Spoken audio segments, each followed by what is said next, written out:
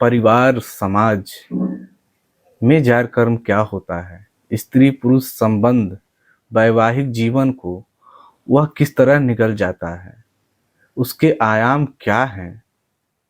इस पर चर्चा करने के लिए हम लोग डॉक्टर धर्मवीर की पुस्तक दूसरे की जूतियों को आधार बनाते हैं। डॉक्टर धर्मवीर इस देश में जार कर्म की संस्कृति और उसकी सत्ता को खोज कर लाने वाले पहले दार्शनिक हैं। उन्होंने देखा कि यह देश क्यों खोखला है, क्यों गुलाम बना है, पारिवारिक रूप से, सामाजिक रूप से वह इतना कमजोर क्यों है।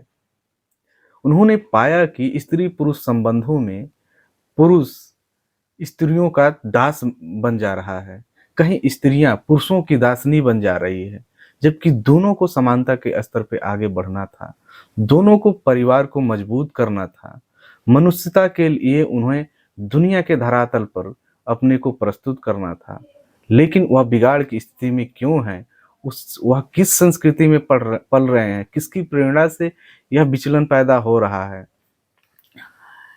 यह गंभीर विषय है और भारतीय न्याय संहिता और उसके पर्सनल कानून इसे क्यों नहीं रोक रहे हैं, जबकि यह अपराधों की मां बनी हुई है। इससे इतने भयानक अपराध हो रहे हैं कि समाज दहशत में पड़ा हुआ है। डॉक्टर धर्मवीर इसके आयाम को खोलते हुए कह रहे हैं कि जार कर्म का अपराध अकेले नहीं होता है, इसमें चुंबक का एक दूसरा छोर भी होता है। ध्रुव अपने आप नहीं बनता है, इसी वजह से औरत के बचाव की लड़ाई पुरुष लड़ता है, क्योंकि वह खुद फंसा पड़ा है।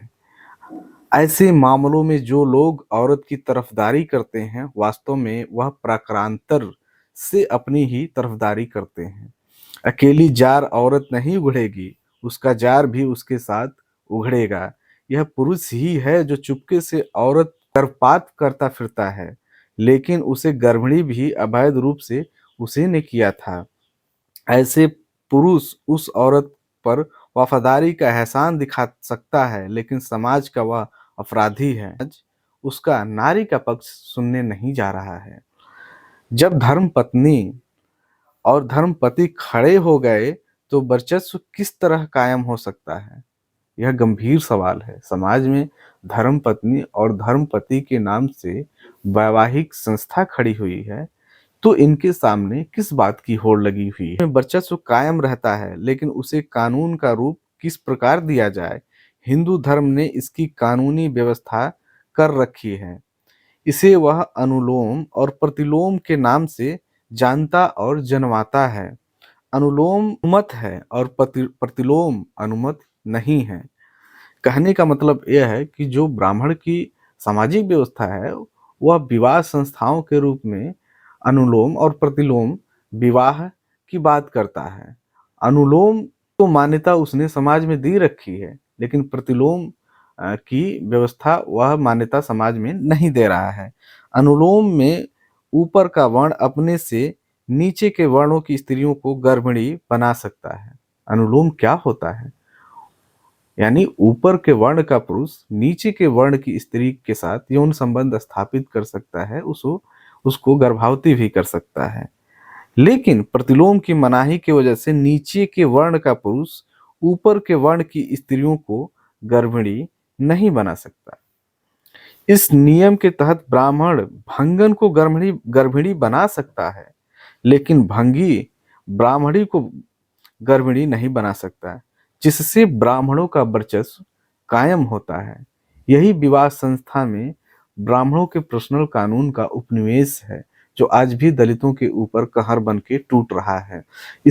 इसका कारण और परिणाम जार कर्म और बलात्कार के रूप में रोज घटित हो रहे हैं समाज में। आगे डॉक्टर धर्मवीर बता रहे हैं, इसके आयाम को खोलते हुए कह रहे हैं कि बताया जाए कि सभी समाजों ने विकास की एक स्टेज पर आकर अपनी अपनी विवाह व्यवस्थाएं कायम की हैं। ऐसा द्विज समाज ने भी किया है और दलित समाज ने भी किया है। फिर ऐसा भी होता है कि विवाह में विचलन और अपराध होते हैं, समाज खड़ा कर दिया है, तो इसका मतलब यह नहीं कि अब उसमें चोरों डकैत नहीं होंगे। ऐसे ही अब एक बार विवाह की संस्था कायम हो गई है तो उसमें जारकर्मी और बलात्कारी पैदा होते हैं। समाज में यदि चोरों डकैतों को पकड़कर दंड न दिया जाए तो क्या होगा? सीधी सी बात है, वह राष्ट्र राष्ट्र का निर्माण नहीं कर सकता और उसका राज चलाने के लिए बाहरी लोग आएंगे। ऐसे ही यदि विवाह व्यवस्था में जार कर्मियों और बलात्कारियों को दंड न मिले तो वह समाज चरित्र से कमजोर होकर अपनी गुलामी के लिए खुला न्योता देता है। एक बात तय है, यह आगे की जो बात हम कहने जा रहे हैं जिसे डॉक्टर धर्मवीर ने लिखा है, यह बेहद ही इम्पोर्टेंट और गंभीर है। इसे आप समाज के रूप में जोड़कर देखें तो कितनी बड़ी बात है। एक बात तय है कि द्विज समाज जारकर्मियों और बलात्कारियों को दंड नहीं देता। ब्रह्म विवाह अटूट और पवित्र है, लेकिन दलित समाज ऐसे विवाहों को तोड़कर जार कर्म और बलात्कार पर रोक लगाता है। यह दो समाज व्यवस्थाओं के की बात हो रही है। एक दलित समाज की व्यवस्था की बात है, एक ब्राह्मण समाज की व्यवस्था की बात है। दोनों व्यवस्थाओं में फर्क ही फर्क है। ब्रह्म विवाह की पहली शर्त यह है कि यह तो परकीय संबंधों को एंजॉय करो या बर्दाश्त करो। इस विवाह की दूसरी शर्त यह है कि या तो हत्या करो या संन्यास धारण करो। पत्नी संन्यास धारण नहीं कर सकती क्योंकि ऐसा करने की उसे धार्मिक अनुमति नहीं है। वह पति की हत्या भी नहीं कर सकती क्योंकि पति के मरने के बाद उसे विधवा होने पर पुनर्विवाह की इजाजत नहीं है। यह ब्राह्मण धर्म की व्यवस्था की बात है। इसके विपरीत पत्नी के जार कर्म से तंग आकर संसार को माया कहता हुआ संन्यास धारण कर सकता है और वह पत्नी की हत्या करने का दूसरा विकल्प भी ले सकता है क्योंकि उसे विधुर बनने के बाद पुनर्विवाह की अनुमति मिली हुई है। दलित समाज का व्यक्ति, अब यहाँ से दलित समाज की बात की जा रही है कि वह दलित समाज क्या कर सकता है, उसे कहाँ तक छूट मिली हुई है, उसकी समाज व्यवस्था क्या है। दलित समाज का व्यक्ति होने के नाते मुझे कुछ पता नहीं है। डॉक्टर धर्मवीर कह रहे हैं दलित दार्शनिक होने की वजह से कि दलित समाज का व्यक्ति होने के नाते मुझे कुछ पता नहीं है कि द्विज लोग इनमें से किस रास्तों को ज्यादा पसंद करते हैं, हत्या करते हैं, संन्यास धारण करते हैं, बर्दाश्त करते हैं या एंजॉय करते हैं। बहरहाल ऐसे मामलों में उनके पास इन चार रास्तों से छोड़कर कोई पांचवा रास्ता नहीं है। जैसे चार वेद के अलावा पांचवा नहीं है, जैसे चार वर्ण चार के बजाय पांचवा नहीं है, वैसे ही घोषणा की जा सकती है कि ब्रह्म विवाह में जार कर्म होने पर लोगों के पास इन चार रास्तों हत्या, संन्यास, बर्दाश्त और एंजॉय के अलावा कोई पांचवा रास्ता नहीं है। लेकिन अंतर देखिए कि दलित की विवाह संस्था में इन चारों में से एक भी रास्ता उपलब्ध नहीं है। दलित की समाज व्यवस्था ये है, वह हत्यारा नहीं है इसलिए हत्या नहीं कर सकता, वह भीख मांग कर नहीं खा सकता इसलिए वह संन्यास धारण नहीं कर सकता, वह जार कर्म को बर्दाश्त नहीं हर सकता क्योंकि वह मानव प्रवृत्ति के प्रतिकूल है, और वह एंजॉय करने का सवाल ही पैदा नहीं होता क्योंकि वह निठल्ला और भाड़ू नहीं है। तब उसकी विवाह व्यवस्था ने उसे पांचवा रास्ता दिया है कि ऐसी औरत से तलाक लेकर वह स्वयं मुक्त हो जाए। बिल्कुल बताया जाए कि यह रास्ता दलित स्त्री को भी इसी समानता से मिला हुआ है कि वह द्विज नारी के विपरीत अपने जार पति से मुक्त हो सकती है। यह दो समाज व्यवस्थाओं की बात थी जिसे जानना और समझना जरूरी है। यदि इसे जाना और समझा गया और इसके अनुकूल बढ़ा गया तो हम बड़ी व्याधियों से बच सकते। दिन वैवाहिक संबंधों में अवैध संबंध या जार कर्म की वजह से हत्या, आत्महत्या हो रहे हैं। इससे परिवार और समाज बर्बाद हो रहे हैं।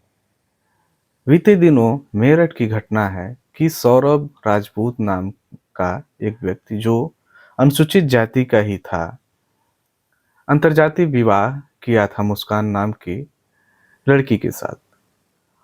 वह अपने परिवार से झगड़ा करके उसकी खुशी के लिए अलग हो गया था और मर्चेंट नेवी में नौकरी करता था। उसकी एक 5 वर्ष की बेटी भी थी। बढ़ते खर्चे और पारिवारिक जिम्मेदारियों की वजह से वह विदेश कमाने चला गया था। लंदन में एक कंपनी में मैनेजर था। उसकी पत्नी मुस्कान चार कर्म की चपेट में आकर साहिल शुक्ला नाम के एक लड़के से संबंध बनाई और 2019-21 के बीच में जब इस बात की पता चली सौरभ को, तो वह तलाक लेने के लिए केस दाखिल किया। लेकिन पारिवारिक दबाव को देखते हुए वह समझौता कर लिया। यह समझौता ही उसके जान की दुश्मन बनी। 2025 में वापस वह लौटा तो साहिल की जान का दुश्मन उसकी पत्नी मुस्कान और उसे मार के काट के एक ड्रम में सीमेंट के घोल में ढाल दिए। यह जघन्य अपराध और इसकी जड़ें कहाँ हैं? जार संस्कृति में है। जार संस्कृति किनकी है? जो कामसूत्र रचे हैं। सद्गुरु रैदास और कबीर उसी से लड़ रहे थे। डॉक्टर अंबेडकर, डॉक्टर धर्मवीर उसी को पकड़ रहे थे। हमारे लोग इसे पति पत्नी के बीच मात्र विचलन मान लेते हैं, जबकि यह है नहीं। पर्सनल कानून का उपनिवेश यहाँ दलितों के ऊपर ब्राह्मणों का लागू है। पर्सनल कानून में वैवाहिक यौन अपराध के लिए 2018 में सजा का प्राविधान आर्टिकल 497 के तहत था, लेकिन जार और जारणियों ने मिलकर उसे खारिज करा दिया। यह ग्रंथि जो है, जार ग्रंथि, यह समाज में पैर पसार चुकी है। इससे पूरा का पूरा समाज तबाह हुआ जा रहा है। डॉक्टर धर्मवीर जब इस पर बात करना चाहे तो उन्हें लोगों ने नजरअंदाज किया। कबीर जब उस पे बात करना चाहे तो लोगों ने उनको स्त्री विरोधी कह दिया। बताइए, सच्चाइयों से मुंह लोग चुरा रहे हैं और मरे मारे जा रहे हैं। यही इनकी समाज व्यवस्था है और इसी में यह गर्त में मिले जा रहे हैं। डॉक्टर धर्मवीर हैं, उन्होंने लिखा है, भारत में पर्सनल कानून को लेकर ब्राह्मणों और बौद्धों में झगड़ा चल रहा है। बौद्ध का जिक्र इसलिए आता है कि दलित लोग अपनी धार्मिक पहचान को लेकर धर्महीनता की स्थिति में जी रहे हैं। वह धर्मांतर के द्वारा इस देश के विभिन्न धर्मों में खोल उड़ रहे हैं। इसकी एक अलग व्याख्या और विमर्श है जिस पे बात की जाएगी, लेकिन जो जार कर्म का मुद्दा है इस पर हम बात करते हैं। भारत में पर्सनल कानून को लेकर ब्राह्मणों बौद्धों में झगड़ा चल रहा है। एक घर को बिगाड़ रहा है तो दूसरा घर को छोड़ रहा है। एक घर को बिगाड़ रहा है तो दूसरा घर को छोड़ रहा है। दलित लोग इन दोनों में से किसी एक को भी अच्छा कैसे कह देंगे? दलित के हिसाब से ये दोनों गलत रास्तों के लोग हैं। कबीर बिना व्यभिचार के और बिना घर छोड़े सदाचार का जीवन जीते हैं, लेकिन कबीर की यह गृहस्थी न ब्राह्मणों को पसंद है न बौद्धों को। तो कंट्राडिक्शन लग सकता है, लेकिन सामाजिक समस्याओं को केंद्र में रख के सोचें। यदि सौरभ जो दलित लड़का था वह बौद्धों को माने तो उसकी पत्नी जारणी थी और वह छोड़ के संन्यास धारण करेगा, और ब्राह्मण जो साहिल शुक्ला है और जारणी जो उसकी पत्नी है, वह दोनों मिलके उसे कहीं का नहीं छोड़ रहे हैं। तो वह कबीर का मानता तो इन दोनों से निपट लेता। लोग समझने के लिए इसे तैयार नहीं है। एक महत्वपूर्ण शब्द ग्रंथि का है। हीनता ग्रंथि बहुत प्रचलित शब्द है। भारत में दलित पिछड़ी जातियों के साथ हीनता ग्रंथि जुड़ी हुई मानी जाती है। इसमें सेक्स एक दूसरी ग्रंथि होती है जब वह जार कर्म से जुड़ती है। लेकिन जार ग्रंथि किसी एक व्यक्ति से जुड़ी हुई चीज नहीं है। इतने व्यापक रूप में मौजूद रहने के कारण ग्रंथि शब्द बहुत छोटा पड़ता है। मेरी माने तो इसे ग्रंथि न कहकर ग्रंथा कहा जाए। जी हाँ, यह ग्रंथा ही है। आगे की बात आप लोगों को पूरी तरह से समझने में मददगार होगी इस चार कर्म को। यह गांठ कहाँ लगी हुई है? यह कानून में लगी हुई है। कानून ऐसा क्यों बना है जैसा वह है? क्या कानून बदल नहीं सकता? 3000 साल से चलता आया ब्रह्म विवाह टूट नहीं सकता? यदि जार विवाह नहीं टूटेगा तो बेहयाई आएगी या सन्यास को जगह मिलेगी या हत्या और आत्महत्या होगी या ग्रंथि के बजाय ग्रंथा बनेगा। कुछ बेशर्म हो जाते हैं, कुछ मौन धारण कर लेते हैं, कुछ अतिथि सत्कार में घर की औरतों को दोस्तों को दे देते हैं, कुछ सन्यास धारण कर लेते हैं, कुछ हत्या आत्महत्या कर लेते हैं। शेष बचे लोग ग्रंथि के बजाय ग्रंथा का महारोग पाल लेते हैं। वे तमाम जिंदगी डिप्रेशन अर्थात तनाव में रहते हैं। कौटिल्य के अमोछो धर्म विवाह नाम के वाक्य में 4 प्रकार के आर्य विवाहों में तलाक का विकल्प न होने के कारण हिंदुओं को यही महारोग घेर लेता है। उठते बैठते चक्कर आते हैं, सड़क पार नहीं कर सकते, मन में निगेटिव विचार भरे रहते हैं, बैठे बैठे रोने लगते हैं, मरने से डरते हैं और बिजली के नंगे तार पकड़ लेते हैं, पानी से एलर्जी है और कुएं में डूब मरते हैं, कुछ को मिर्गी के दौरे पड़ जाते हैं, फिर ओझाओं और पंडियों की आमदनी बढ़ती है। उधर घर के डिप्रेशनों से मूर्छित हुए इन लोगों के सामने सिकंदर और बाबर और रॉबर्ट क्लाइव भारत में तलवार बजाते हैं। जी बताएं, ऐसी स्थिति में कौन जीतेगा? भारतीय समाज और परिवार की यह स्थिति है। यह स्थिति क्यों है? यह स्थिति जार कर्म की वजह से है। लोग इसे समझ नहीं रहे हैं। हम लोग इसे बता रहे हैं तो लोग हम लोगों को विरोधी कह रहे हैं।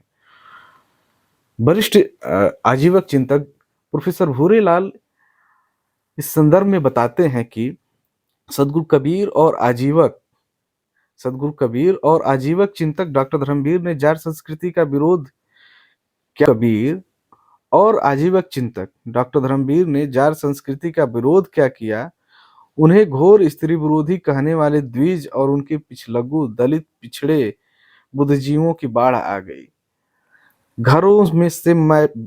घरों से मठों तक फैली जार संस्कृति का कामसूत्र नाम से शास्त्र रचने वाले वात्स्यायन के समर्थक, देहवाद की मांग करती द्विज स्त्रियां, विवाह संस्था को कमजोर करने के लिए लिव इन की वकालत करता द्विज समाज, व्यभिचार करते देवी देवता की भक्ति करते भक्तगण, सामंती काल में स्त्रियों की लूट के लिए होते युद्ध महायुद्ध, बहुजुठाई की प्रथा चलाकर शूद्र स्त्रियों के साथ बलात्कार को वैधता देते और शूद्र स्त्री से पहली संतान ब्राह्मण द्वारा पैदा किए जाने को सिद्धांत बनाते गुरु लोग आदि आदि, ये सब खुद को स्त्री समर्थक कहते नहीं थकते।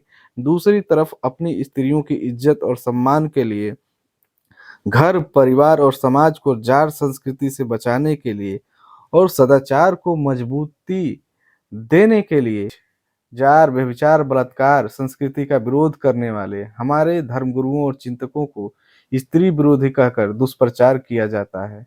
सच्चाई यही है और यह लोग झूठ रचकर समाज में बहुत ही खतरनाक माहौल तैयार कर रहे हैं। उसके दुष्परिणाम आए दिन देखने को मिल रहे हैं।